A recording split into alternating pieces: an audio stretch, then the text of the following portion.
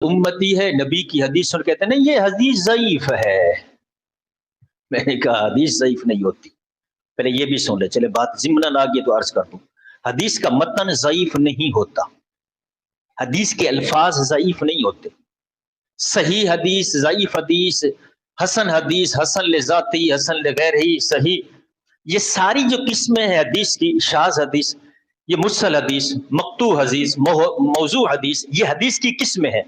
ये रावियों के लिहाज से होती है, जिसने रिवायत किया है। मैं कहूं कि मैंने ये अपने असातिज़ा से पढ़ा, मैंने हदीस अपने उस्तादों से पढ़ी, मेरे उस्ताद कहते हैं मैंने अपने उस्तादों से पढ़ी, वो कहते हैं मैंने अपने उस्तादों से पढ़ी।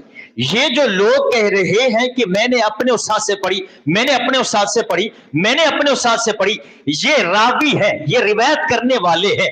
ये ज़ईफ हो सकते हैं, वो जो रसूलुल्लाह का फरमान है वो ज़ईफ नहीं होता। ये मसला हमेशा के लिए याद रख ले। कल परसों एक दोस्त को देख रहा था, अगर यहां बैठे हैं तो वो समझ जाए, अगर नहीं बैठे तो खैर बात उन तक अगर पहुंचे तो वो इस बात को जरा तवज्जो से सुने। मुझे वक्त नहीं मिल सका उनसे बात करने का, मैं उस वक्त जल्दी में था। मैंने देखा कि वो साहिब नमाज ही बड़े अजीब तरीके से पढ़ रहे थे। मैंने कहा हजरत ये क्या हुआ? कहते जनाब मैंने वो अहादीस का मुताला किया और मैंने देखा तो जो इसके मुकाबले में रुकावट में हदीसें आई हुई थी वो सारी ज़ईफ हदीसें थी।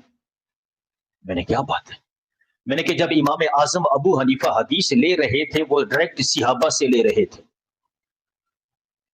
हम खड़े हैं इमाम आजम अबू हनीफा की बात। मैंने कहा कि आप 1400 साढ़े 1400 साल के बाद आपको याद आ गया कि हदीस ज़ईफ है और इमाम आजम अबू हनीफा को समझ नहीं आई थी? या खौफे खुदा करो।